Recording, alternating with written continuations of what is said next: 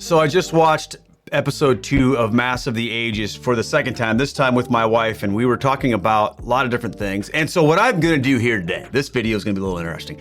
I'm gonna share with you my solutions to the liturgical problems that we have in the Catholic Church. I know, you're probably thinking, Keith, what has taken you so long? I mean, you've been a Catholic for about 5 years now, maybe a little bit more than that. And now we're ready for some solutions. Okay, so no, seriously, I do have a couple ideas of things that I would like to suggest, and maybe, who knows, maybe these will, maybe, I'm sure someone else has already suggested them, but this is just my rawness of thought when it comes to where we are with the liturgy. And a lot of people are super passionate about the Latin Mass, and then a lot of people are like, oh, people need to shut up about the Latin Mass, get over it already. And of course, you know, with what's happened with Traditionis Custodes, what looks like is that eventually there's gonna be no more Latin Mass. And I know people are like, no, that will never happen. But if you look at what is in the document, it makes you kind of wonder if priests aren't allowed to be trained in that, we're not allowed to form new communities, all of the things, it kind of makes you feel like it's headed for a cliff. So what is the solution? Mass of the Ages Part 2, The Perfect Storm, I thought was an incredible episode, by the way. And just for a history lesson of where this came from, because if you're new to the faith, if you don't understand this, then you kind of wonder, what's the big deal? What's the fuss all about? The Latin Mass versus the where did this come from? You just kind of have no idea. Well, I thought it was a great episode. They did a fantastic job explaining where this came from. So in light of all of the things that are talked about in the film, about the problems that we have in the church today, the beauty of the Latin Mass, and the fruit of what these liturgical changes have brought, I have some ideas. And here's what they are. Now, full disclosure, I attend the Latin Mass, but I'm also not a person who is like, oh, well, if you don't go to the Latin Mass, you're not a real Catholic. So I'm a little bit kind of in no man's land with that. I think there may be a lot more people like me than I realize, because I know there can be a lot of people, especially on social media and YouTube and things, who are very vocal in their hatred of the Novus Ordo and their idea that the Latin Mass is perfect and everything.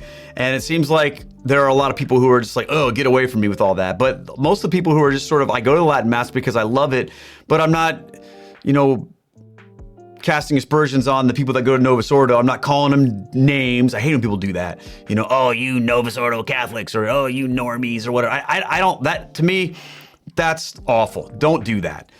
But what do we make of this? What do we think? I mean, there are some issues that we have to deal with. So after watching this film and thinking about it, and again, this is just my take on this, here's what I would like to see happen. Okay, are you ready? Here we go.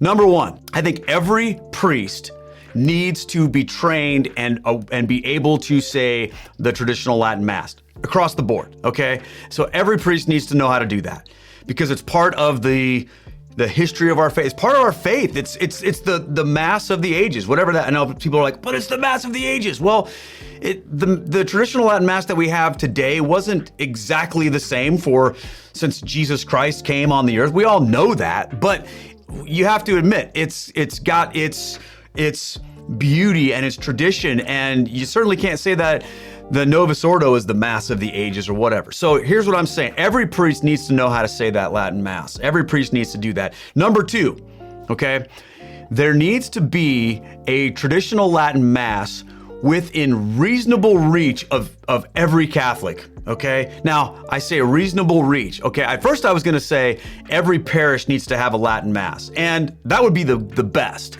But I know there will be some parishes who say, oh, well, we're not equipped to do that, we can't do that, whatever, you know, and you could debate that, but I would go so far as to say, okay, we're not gonna say every parish has to have a Latin Mass, but every Catholic needs to be able to have one within a reasonable distance to where they live. So let's say if you live in a city and there's 100 Catholic parishes. You know, you don't necessarily need to say all 100 need to have the Latin Mass, but you'd have to say that there needs to be one available to everybody. So maybe you have to say, like, you know, 50 of them should have it, or 20 of them. If you live out in the country, you know, and maybe there's the little country church doesn't have one, but there's one nearby. Anyway, I'll let the smart people figure out how to make that work. But the idea being is this is the overriding principle behind my comment. Every Catholic that wants to be able to attend the Latin Mass should be able to.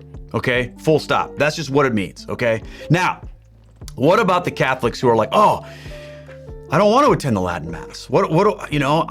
Is it too jarring to say, because some people say, well, let's just abolish the Novus Ordo and all we have is the Latin Mass. I'm not going to go that far. I'm going to go close. But I think it might be a little too jarring if we just stopped having Mass in the vernacular 100%, boom, it's just the traditional Latin Mass. So here's my compromise. Here's what I think should happen. I think, first of all, Novus Ordo, gone, okay? It's over, done.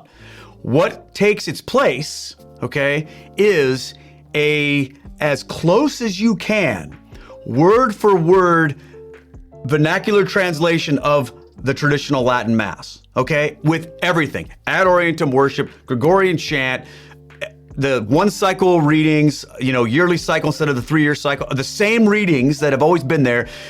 Go back to the old sacramental liturgies, like completely pretend that the Novus Ordo never existed, okay? That experiment has failed. That's one of the things I'm looking at in these documentaries and this looking at the statistics, understanding, look, it hasn't worked. And let's just say we tried, good job, giving it a try.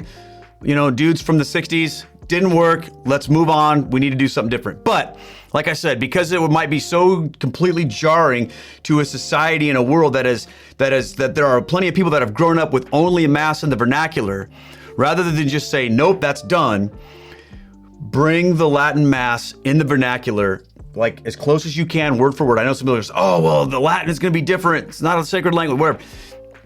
Get as close as you can. And I'll let the liturgical scholars figure all that out. But you know what I'm saying? My point is this: the prayers, the Gregorian chant, the way that the worship is set up, the liturgy. It's like, pretend you're reading the missal, okay? Everything on the right-hand side, the stuff on the right-hand side in your vernacular, okay? That's the new Mass. Okay, so to sum up, to recap my great ideas, and of course you can flame me in the comments for why this is a bad idea. And I'm sure there'll be some people who are like super conservative that say this is stupid, and there'll be plenty of people that are liberal that say this is stupid. I don't care, I'm just telling you my thoughts. Okay, so to sum up, every priest needs to know how to say the Latin Mass. There needs to be a traditional Latin Mass available to every Catholic within a reasonable driving distance, okay?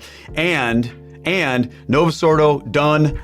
The new Mass that is in the vernacular is the closest you can possibly humanly get to a literal translation from the Latin to the vernacular, and everything else that happens in traditional Latin Mass is exactly the same, okay? So, like I said, the Asperges, the Gregorian chant, all of the prayers, the cycle of readings, everything, all of it happens, and it's just in the vernacular. All right, guys, so that's my beautiful take on how we solve all these liturgical problems. I'm sure you've got plenty of reasons why I'm dumb and what I say doesn't make any sense, and that's cool. Leave me a comment. Let me know what you think of this idea. Just want to say thanks for watching this video.